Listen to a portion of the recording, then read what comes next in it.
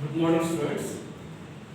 So, in the last previous video, we have discussed what is the specific heat capacity, okay, and what is its unit, and what is its dimension formula, the definition of the specific heat capacity. So, this is all.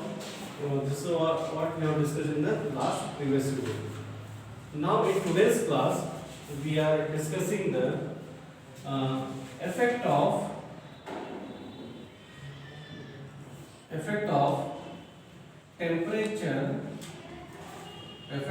temperature on specific heat capacity. So before that, once again I am going to recall you the definition of the specific heat capacity.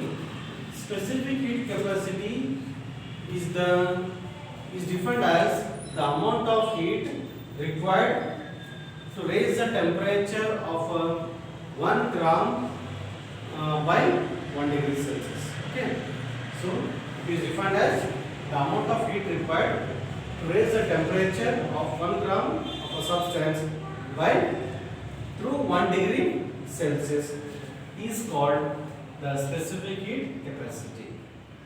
This specific heat capacity, it changes. It can be changed or it changes. How it changes? By raising the temperature. If the temperature is raised, as in the last previous video, we have denoted this specific heat capacity as with the letter small c. Okay.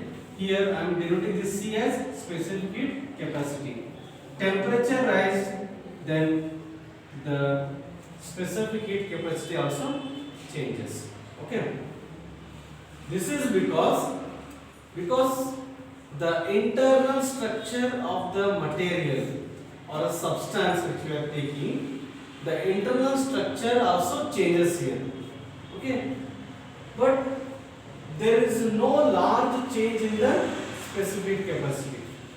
Okay, only some small changes will takes place. Okay, so how the specific capacity changes? Only when the temperature is being increased. Once the temperature is increased, then the internal structure of the substance also changes. Because of due to the change in the internal structure of the substance, the specific heat capacity also changes by very small. Okay, so this is how the effect of temperature on the specific heat capacity. And we know that from the definition that the specific heat capacity is given by C, that is specific heat is equal to Q divided by M into delta T, where Q is the amount of heat, Q is the amount of heat, Q is the amount of heat, M is the mass, and delta T is the change in temperature. Okay. Now, when the substance changes here, okay, when the substance changes its state at a constant temperature, remember this a very important point here. This is a very important point. Okay, when a substance changes its state at a constant temperature, okay, during the change of the substance, when it is changing its property at constant temperature, then the specific heat becomes infinite here. Okay, it becomes infinite here. This is how it becomes infinite. Say for example, the substance is changing its state. So initially the temperature is T1. The temperature is how much? Say for example, here it is 10 degrees Celsius. and after some time when it is changing its state, the temperature is again it is 10 degrees Celsius.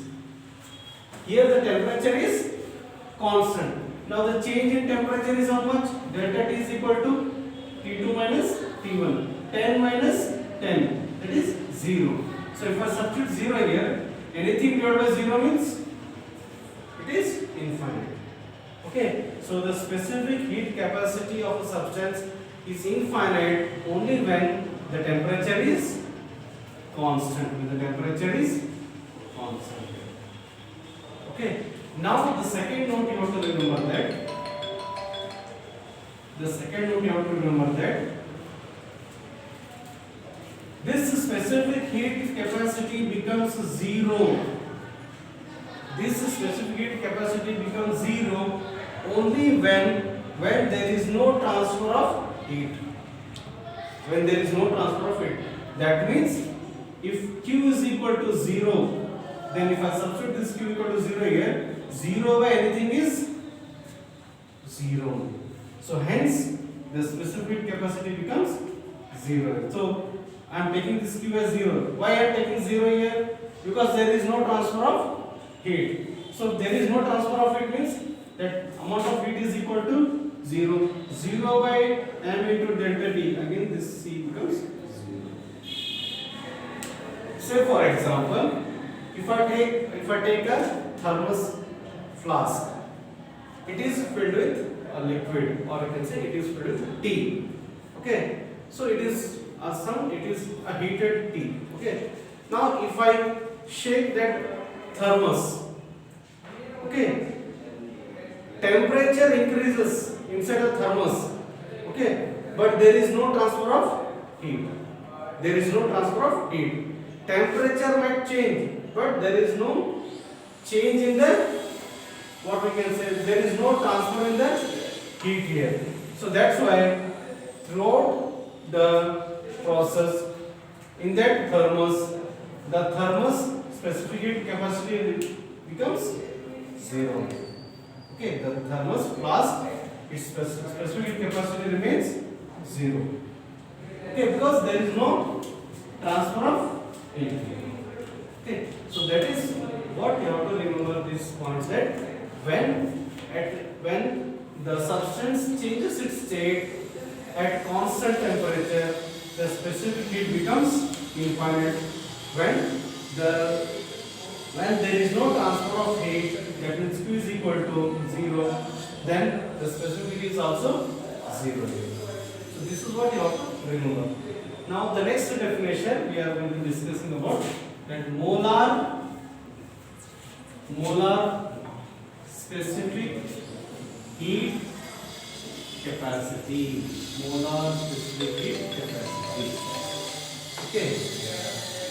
What is this molar specific heat capacity? Okay, as in the last previous definition we have discussed that specific heat capacity is defined as the amount of heat required to raise the temperature of 1 gram of substance to 1 degree Celsius is called as specific heat capacity.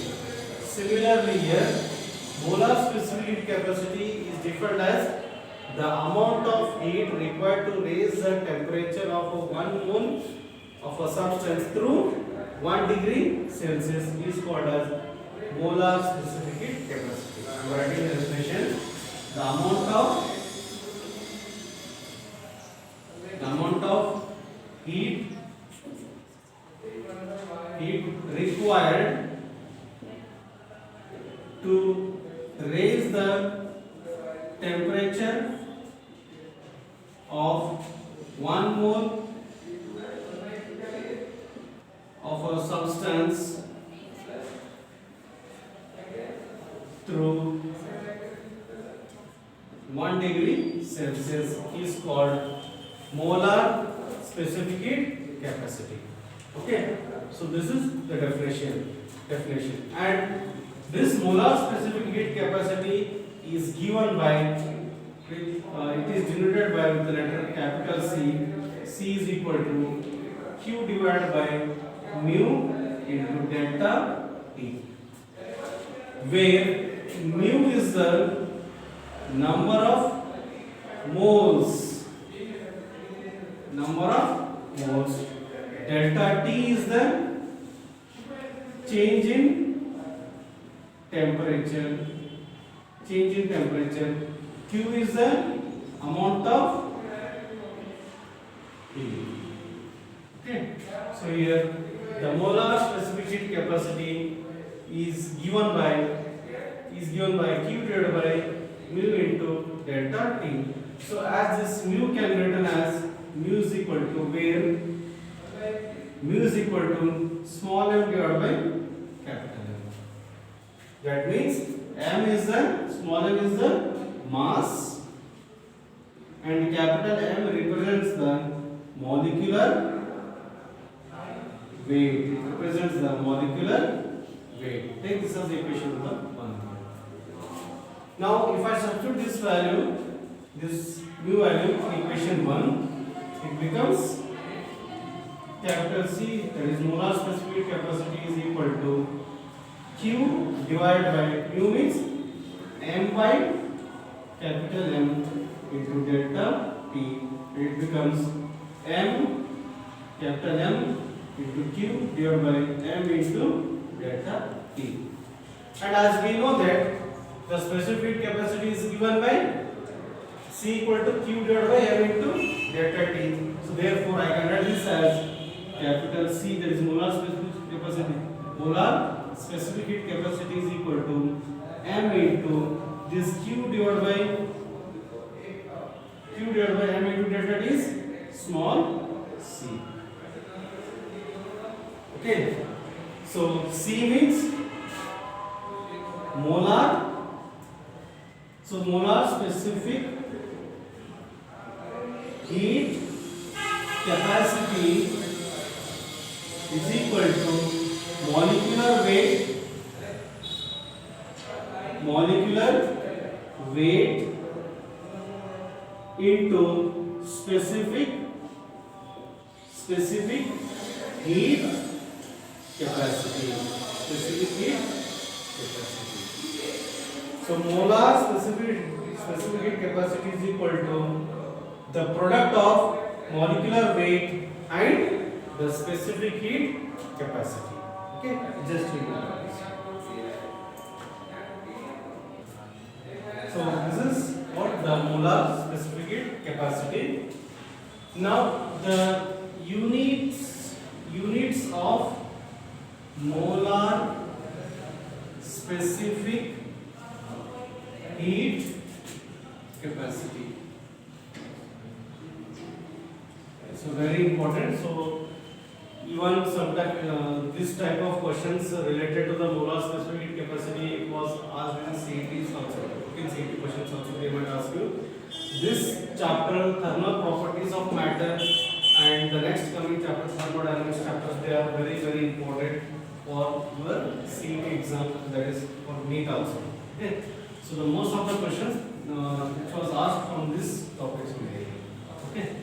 So now units of molar specific heat capacities, that in CJ system,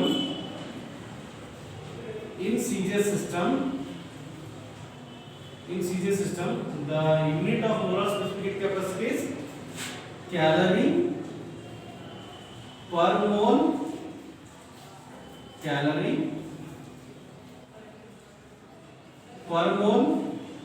per degree Celsius. Okay, and in SI system, it is joule per mole per Kelvin. Is the unit of molar specific capacity in SI system. And the dimensional formula